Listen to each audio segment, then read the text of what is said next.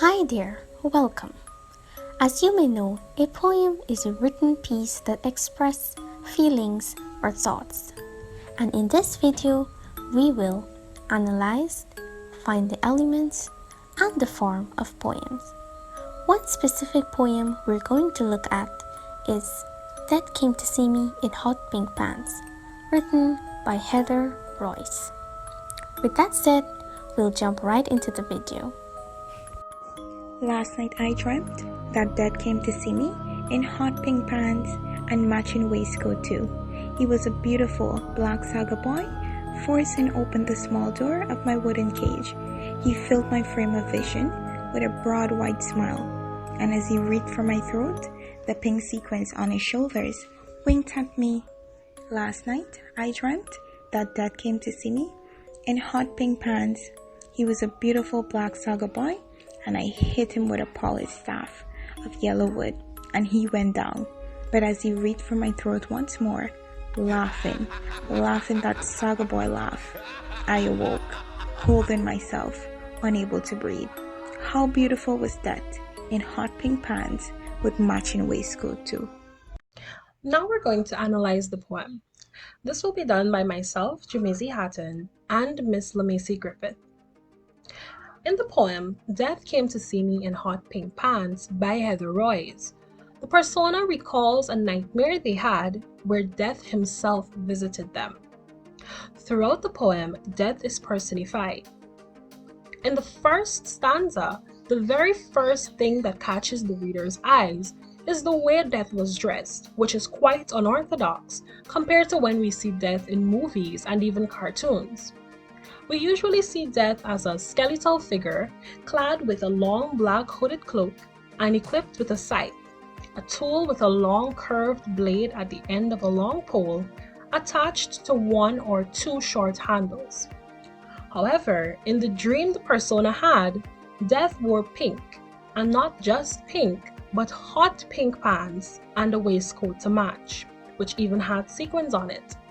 Instead of the skeletal figure we're accustomed to seeing, and what usually comes to mind when we think of Death, the persona in line 5 of the first stanza described Death as a beautiful black saga boy, convincing us that Death was a vibrant, dashing young man whose skin was in striking contrast to his brightly colored attire.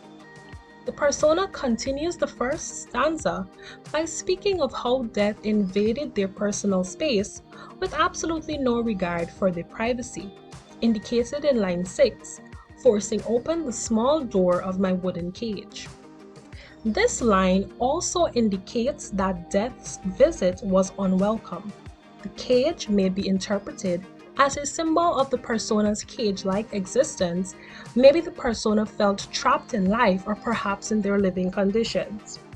He filled my frame of vision with a broad white smile. Lines 8 and 9 tell of Death's seemingly friendly presence, but the mood quickly changes as Death's true intentions are revealed in line 10, where he reaches for the persona's throat, a frightfully threatening action.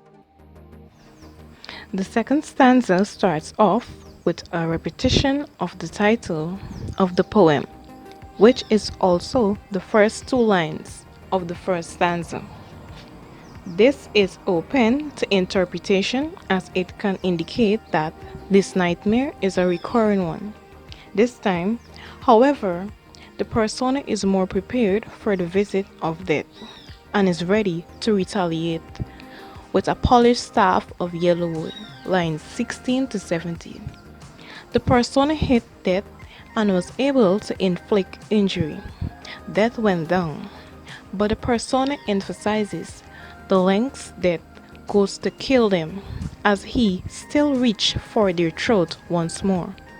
The persona's attempts to escape and defeat Death proved to be futile. Though they hit Death, he still got back up, laughing. This may be interpreted as a symbol of the inevitability of Death. He cannot be escaped and certainly cannot be defeated. The persona was only able to escape as they awoke from the nightmare, unable to breathe, though death almost killed him. The persona cannot help but admire the beauty of death and his style. I'll be discussing the form or structure of this poem.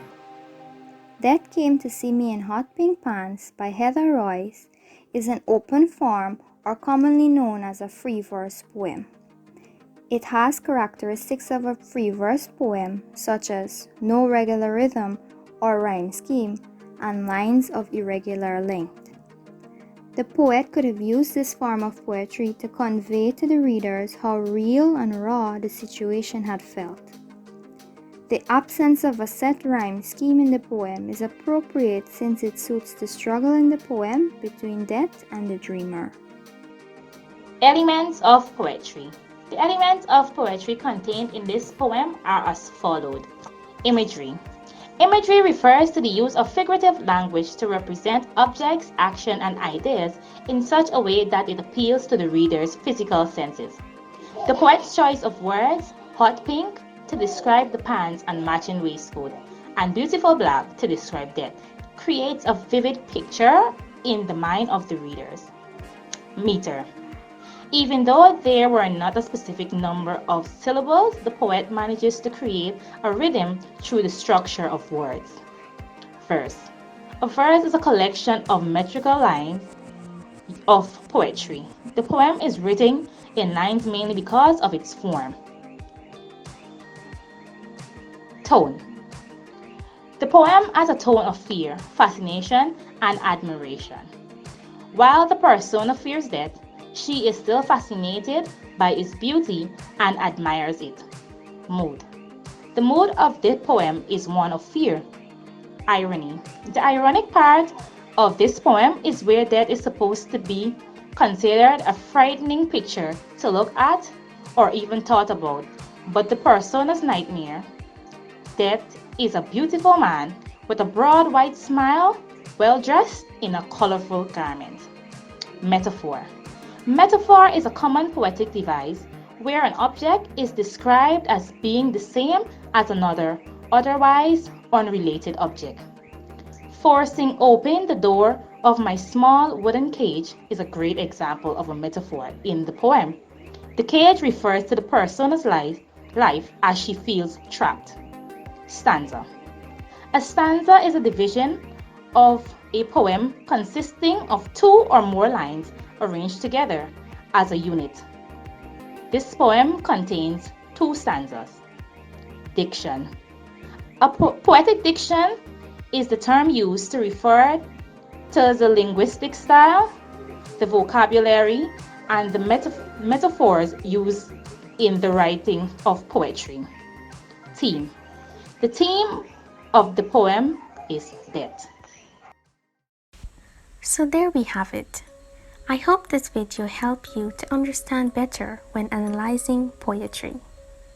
That's all the time we've had. This video could not have been possible without the help of our cast members: Matana, Grace, Lamacy, Jamazy, Tia, Mariah, and Bivina. Thank you and see you next time.